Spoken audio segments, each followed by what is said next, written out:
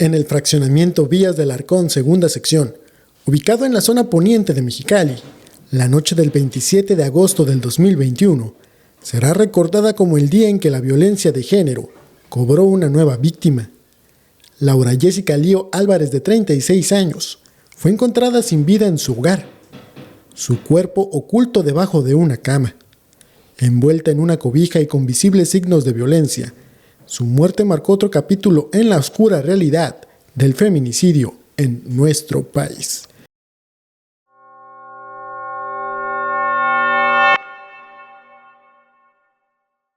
Con este caso que también nos solicitaron a través de las redes sociales de El Crimen Podcast, es que abordamos esta historia criminal en compañía de mi compañera Tere Mejía. Hola Miguel, pues sí, otro caso de feminicidio, lamentablemente, ¿no? Aquí ocurrido en Mexicali, Baja California. Y bueno, pues también les vamos a contar esta historia que, como en todos los episodios, reiteramos, son con datos 100% periodísticos de investigación.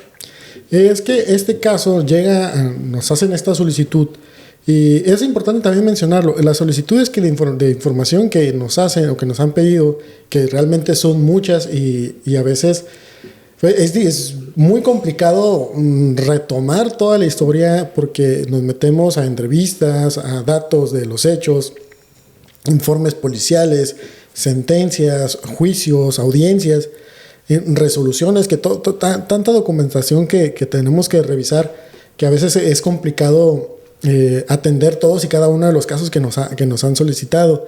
Este en particular es porque había aún la incógnita sobre qué es lo que había pasado, porque en su momento, recordarás, Tere, en 2021 fue un caso que llenó de indignación a la sociedad, toda por las condiciones en las cuales es localizado el cuerpo de la víctima y por lo que había alrededor de este crimen, ¿no? Sí, en general todos los feminicidios o asesinatos de personas pues causan indignación, pero ese en particular por la forma en que fue localizada la víctima, por las condiciones en las que se desarrolló y por la forma en la que también el señalado pues quiso ocultar este crimen. Remontémonos a agosto del año 2021. La tragedia se destapó con una llamada al número de emergencias 911. Eran las 10:48 de la noche, de acuerdo al reporte que se tenía en el entonces C4. Se alertó entonces y se solicitó la intervención inmediata de policías municipales, toda vez de la existencia de un posible feminicidio en el domicilio marcado con el número 514 de la avenida Godán. Fueron agentes municipales quienes llegaron al sitio como los primeros respondientes y se encontraron a vecinos, así como a un compañero de trabajo del que en ese momento se señalaría como el presunto responsable. Y como en otros casos, en este feminicidio de esta mujer, de Jessica Lío Álvarez, también fueron clave los vecinos. Y como en otras ocasiones o como en otros casos lo hemos reiterado también, detrás del la violencia deriva en un feminicidio, pero detrás hay toda una historia marcada por la violencia. Es importante también recordar todos los elementos que se conjugan para este tipo de tragedias, porque está en nosotros que ojalá nunca estemos en una situación de esas, pero de estarlo, el tener el antecedente, de tener el conocimiento, el saber qué hacer puede ser una gran diferencia. En todos los casos de violencia, ¿no? En cualquier caso de violencia. El entonces señalado como presunto responsable, Miguel Hernández Castillo, de 47 años de edad, fue esta persona el último con quien momentos antes le había confesado a un amigo vía telefónica que le había causado un terrible daño a su pareja y solicitaba ayuda para deshacerse del cuerpo. Y bueno, el antecedente de este feminicidio es que ambos, tanto la víctima como el señalado, se encontraban en el domicilio que ambos compartían.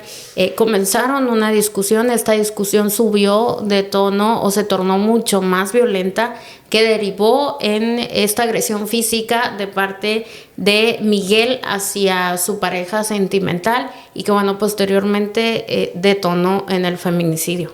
Fue momentos antes o horas antes de que fuera localizado el cuerpo de la víctima. Miguel Hernández le había llamado por teléfono a su compañero de trabajo y le confesó que él había golpeado a su pareja hasta dejarla sin vida. De manera textual, y un dato que se menciona en los testimonios que fueron vertidos en la audiencia es que él le decía: no sé qué hacer, le dijo al teléfono, refiriéndose a cómo poder pues deshacerse del cuerpo. Y bueno, en esta conversación que ellos tuvieron, pues su amigo inicialmente le dice, pues llama a una ambulancia, pide auxilio para que la revisen, para que vean cómo está, porque desconocía las circunstancias o desconocía lo que él después le iba a decir o lo que después se iba a enterar, porque para cuando solicita ayuda, pues ya se había cometido este feminicidio. Y al saber este testimonio, el amigo de Miguel va hasta este domicilio, preocupado, consternado, y al llegar se da cuenta de que el domicilio pues estaba cerrado y que ya había unidades patrulla que estaban circulando por esa zona. Entonces, creo que inicialmente, y creo porque recuerdo haberlo leído en uno de los documentos de la sentencia, es que inicialmente se va y posteriormente Miguel le vuelve a hablar por teléfono mencionando que si ya habían encontrado el cuerpo, y él le menciona: ¿sabes qué? Es que no pudimos entrar, ya había unidades patrulla y no sé de qué me estás hablando, no sé de qué me estás hablando. Y Miguel cuelga. Esto nuevamente vuelve a llenar de terror a su amigo, quien por protección de su identidad, no diremos el nombre, pero él regresa al domicilio y es ahí cuando ya se encuentra tanto a vecinos como al padre y a la hermana de Laura. Y es precisamente la familia de la víctima quien da el acceso al domicilio a los agentes que ahí se encontraban, que bueno, acudieron después de este llamado al 911 que mencionabas, Miguel, que fue porque que se deriva este llamado al 911, se deriva porque le confesó prácticamente a su compañero de trabajo lo que había sucedido, y es ahí donde, bueno, pues llega la familia y es donde ingresan a este domicilio de Villas de Alarcón, que es un fraccionamiento que está hacia el oriente de la ciudad. Villas es oriente. Oriente de la ciudad, aquí en Mexicali. Con este antecedente y que el amigo del... Bueno, ahora sí ya podemos decir feminicida porque él ya está sentenciado. Sí. Es que hace el llamado al 911 la primera vez, la segunda vez también hace el llamado, pero al momento de llegar, vecinos también habían solicitado el llamado de emergencia al 911. Toda vez de que una de las vecinas con quien la víctima tenía una mayor amistad había referido que desde un promedio de hace 7 años que sabía que Laura tenía con Miguel, durante todo ese tiempo era del conocimiento tanto para ellos como para la familia que Laura había sido víctima constante de violencia, y a palabras que se encuentran dentro de la carpeta de investigación como un testimonio es que siempre tenía golpes en la cara y en los brazos, pero nunca quiso denunciarlo. Incluso la propia familia también de la víctima pues sabían de esta violencia que ejercía esta persona en contra de su pareja, y también reforzaron lo dicho por esta vecina de que constantemente le miraban golpes o moretones o algún tipo de lesión a la víctima. Cuando llegan los agentes con el permiso de los padres y sabiendas ya de que hay un homicidio dentro del inmueble, apresurados ingresan, buscan en todas las áreas, en cada una de las áreas de este domicilio, y es en una de las habitaciones justo debajo de la cama donde encuentran un bulto envuelto en una cobija, justo en la parte del fondo de la base de la cama, donde a un costado de unas cajoneras donde apenas eran visibles los pies de la víctima. El padre, en una terrible y muy lamentable situación, es él, justo en la escena del crimen, quien tiene que reconocerla. Así es, se toparon con esta terrible escena los familiares de la víctima y bueno, pues su victimario quería, después de que le quita la vida a golpes, la envuelve en esta cobija y la pone debajo y es cuando se sale del domicilio tratando de ocultar su crimen. Sin embargo, pues le confiesa a su compañero de trabajo y ahí es, ¿qué hubiera pasado si a lo mejor él no dice nada y huye? Hubieran tardado mucho tiempo en poderse darse cuenta de que ahí estaba el cuerpo de la víctima. Incluso presentaba grado de ya descomposición. Ya se hablaba en un periodo de 2 días más o menos,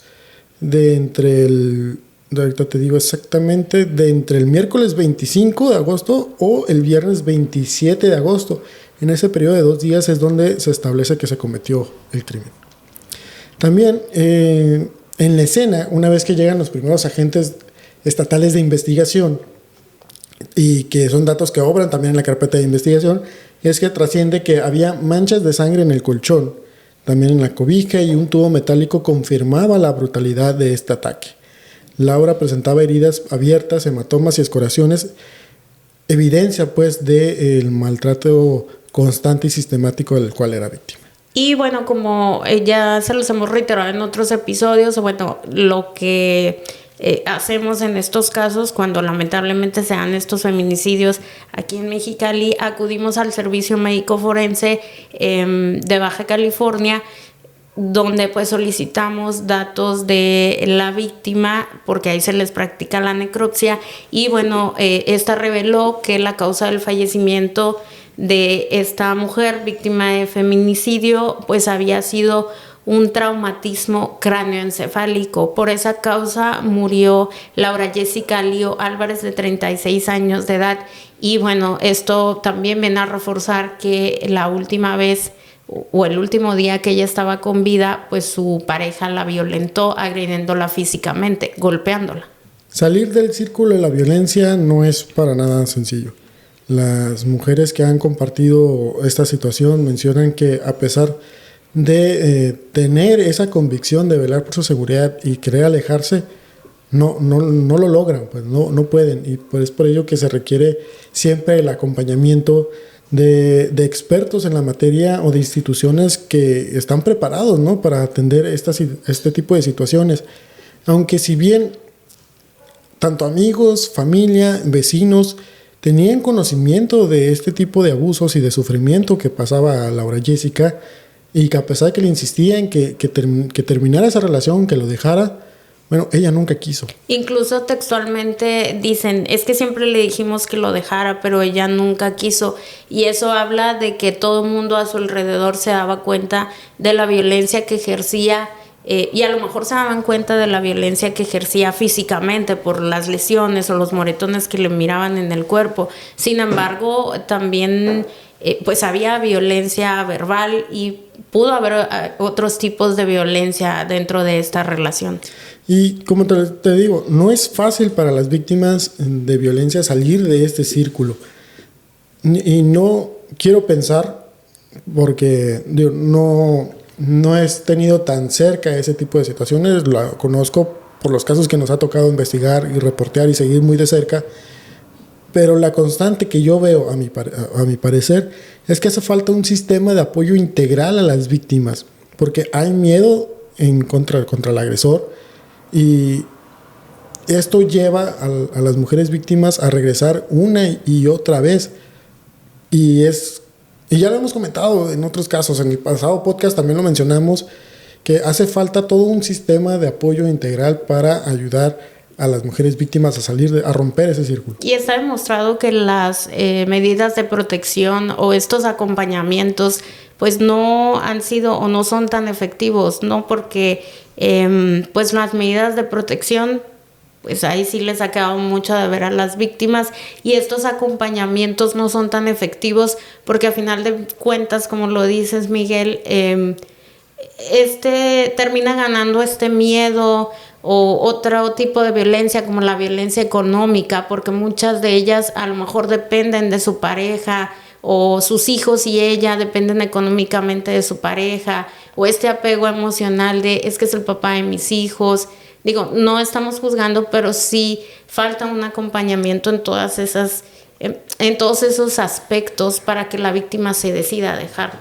El 25 de agosto del 2021 estará marcado como la última vez que alguien vio a Laura con vida, pues una vecina recordó haberla saludado esa mañana, sin imaginar que 2 días después estaría acompañando a su familia en la identificación de su cuerpo. El caso de Laura no terminó con la captura de Miguel Hernández Castillo, pues en julio del 2023, a casi 2 años después del feminicidio, la jueza Rocío Margarita Arce López dictó sentencia de este caso.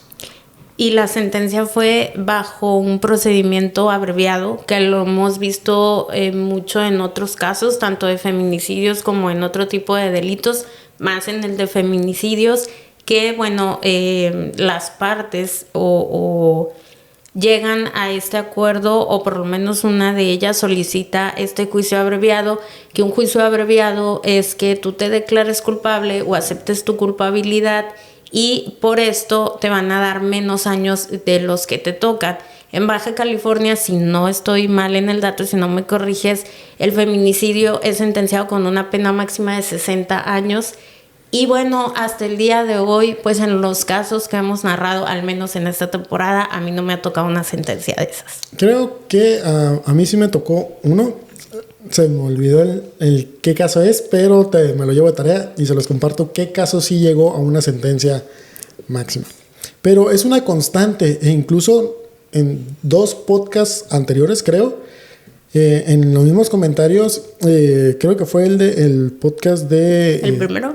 ¿O de Elizabeth? Elizabeth? Fue el de Elizabeth, que su familia coincidió con nosotros de que hay cierta presión por parte de los agentes del Ministerio Público, por parte de la Fiscalía hacia con las familias de las víctimas para que acepten procedimientos abreviados. Sí, incluso justo en ese episodio del podcast también mencionábamos que, por ejemplo, en ese caso, pues las amistades decían, y nos los dijeron textualmente, es que yo veo en la televisión que dicen que un feminicida puede tener una pena máxima de 60 años y yo no lo he visto aquí. Y no lo hemos visto en muchos casos, como en este caso, que bueno, fue sentenciado esta persona, Miguel, fue declarado culpable por esta juez. Sin embargo, lo hacen mediante un procedimiento abreviado y obviamente le reducen la condena, más la reducción de la prisión preventiva. Y ahí es donde decimos que la justicia pues es a medias. Por eso queda la familia con esta sensación de justicia incompleta, porque la sentencia total fue de 35 años de prisión y 200 días de multa. Además, evidentemente, la reparación del daño, pero 35 años de prisión. Cuando se ha peleado y se ha trabajado por legislaciones para endurecer las penas, que apenas llega a la mitad de la sentencia total. Sí, justo es lo que te iba a comentar, o sea, la mitad, y es el promedio de los feminicidas. También en el caso de Elizabeth Rojo, le dieron 30 años a su feminicida. En este caso de Jessica, pues también son poquito más de 30 años, que es la mitad, pero esto es resultado de un juicio abreviado que luego los abogados pues ponen o plantean esa opción y que para ellos es mucho mejor, ¿no? Y lo comentábamos antes de entrar a grabar. El hecho de que que tanto se nos diga que tenemos que denunciar, que tenemos que acercarnos a las autoridades, y el tema de las medidas de protección es otra historia aparte que ya hemos comentado aquí. Pero, ¿qué puedo hacer yo, Miguel Galindo, y a cualquiera de nuestros seguidores, cuando sabemos que un amigo, una amiga, un ser querido es víctima de violencia? Porque podemos tener este primer acercamiento, como lo hicieron aquí familiares, de aconsejarle, hablar con ellas, de aléjate de esa relación, no te está dejando nada bueno, te está consumiendo, no es sano para ti. Pero pues para la persona, para la víctima que está envuelta en este círculo, pues no es fácil y no puede. Y a pesar de que quiere y lo intenta, pues al final no lo logra. ¿Qué más puedo hacer yo para poder ayudarla? O incluso los propios vecinos o la gente que vive alrededor de ti, ¿no? Este caso fue en Villas de Alarcón, sección 2, que es un fraccionamiento que está aquí en Mexicali, al oriente de la ciudad, que bueno, es un fraccionamiento de casas de interés social. No quiero decir que todo el mundo vive pegado, pero sí, o sea, sí conoces o sí sabes quién vive enfrente de tu casa, sí sabes quién vive a un lado. Y a lo mejor esta persona que decía, es que es mi vecina y yo escuchaba los gritos o yo la miraba con moretones, a lo mejor no sabía qué hacer. Entonces, ahí están los comités ciudadanos de seguridad, digo, tienen una función, ¿no? Que es socializar precisamente con los comités, con las colonias, porque creo que se casaron ya con un tema de prevención del delito, que, pues vamos a pintarle las canchas o vamos a ponerle luz, alumbrado público, que sí, se tiene que hacer, ¿no? Pero hay más cosas que hacer para atender de verdaderamente las causas de la violencia. Y que lo han reconocido. Hemos entrevistado a los presidentes del Comité Ciudadano y han reconocido que uno de los principales delitos, sobre todo en Mexicali, en la zona oriente, es el de violencia familiar. En Baja California, Mexicali encabeza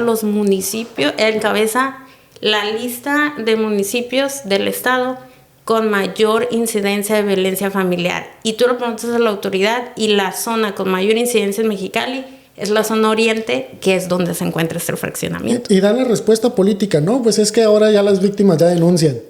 Bueno, sabemos que sí hay denuncias y qué bueno que están denunciando, pero si estás dejando de ver con las medidas de protección o no una atención integral a la víctima, que lo están haciendo porque por eso se emitió ya una recomendación en otro caso donde hubo omisiones graves por parte de la autoridad. Claro. Creo que nos hace falta a nosotros como ciudadanos tener un qué hacer ante que te encuentres en una situación de algún amigo, algún familiar, algún ser querido víctima de violencia familiar, cómo yo puedo ayudarlo y hacer más por él. Y en este caso, como bien lo mencionabas al principio, Miguel Hernández, quien es el señalado, era conocido entre los vecinos como una persona problemática, pero también era bien sabido que era una persona consumidora de sustancias ilícitas, que ese es otro gran problema también que en Mexicali existe, sobre todo en la zona oriente, porque cuando también le preguntas a las autoridades también, pues no sé si es justificación, no, más bien sería como un factor que en esta zona de Mexicali Oriente, donde se ubica el fraccionamiento del caso, donde ocurrió el caso de esta joven, pues también es una de las principales problemáticas. Hay mucha alta incidencia de narcomenudeo, de consumo de personas, y este fue otro factor para que pues la víctima de este caso, Jessica, viviera un entorno de violencia.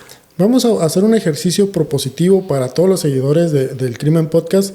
Si ustedes saben, fueron a algún taller o por situaciones de la vida, alguien les compartió qué hacer en una situación donde tú sabes que un ser querido es víctima de violencia, y más allá de que lo invites a que ponga la denuncia, sino realmente brindar un acompañamiento a este ser querido, pues nos lo pueden dejar en la caja de comentarios, o si saben de algún experto en la materia, nos lo pueden mandar algún mensaje y nosotros lo invitamos aquí. Estamos completamente abiertos y crear comunidad, porque necesitamos estar hablando de estos temas para que no sigan invisibles y no ser opacos, sino que se debe de visibilizar la violencia para poder atenderla. Y este caso ocurrió en el 2021, lamentablemente fue cuando se registró, en agosto del 2021, cuando se registró el feminicidio de Laura Jessica Lío Álvarez. Sin embargo, hemos narrado también, lamentablemente, feminicidios que siguen ocurriendo el año pasado, el año antepasado, y eso también, como lo hemos reiterado aquí, pues habla de una falta de autoridad por parte de las instituciones que se supone deben de estar erradicando esta violencia. Y nos tiene que ocupar a todos, porque cada caso de feminicidio no es solo una estadística, es una vida apagada, es una familia rota y es una deuda pendiente con la justicia. Como el caso de Laura Jessica, que bueno, fue sentenciado su feminicida, sin embargo se hizo a través de un procedimiento abreviado, le dieron la mitad de la pena máxima que alcanza una persona que comete este delito, y creo que ahí, como bien lo decías, Miguel, pues es donde se debe seguir poniendo atención. Este es el caso de El Crimen Podcast para este episodio. Recuerden que nos pueden seguir a través de las plataformas como Facebook, Instagram, en TikTok, también en YouTube y en Spotify. Ahí nos pueden escuchar, nos pueden dejar todos sus comentarios, opiniones, propuestas. Propuestas para casos también, los casos que quieran escuchar. Sí, y sobre todo, pues, ténganos paciencia porque algunos casos están complejos de investigar, pero no les vamos a presentar un caso a medias, ¿no? Cualquier caso que les ponemos aquí es producto de un trabajo de rigor periodístico con el fin de socializar estos temas y que todavía hay muchas deudas pendientes. Hasta la próxima.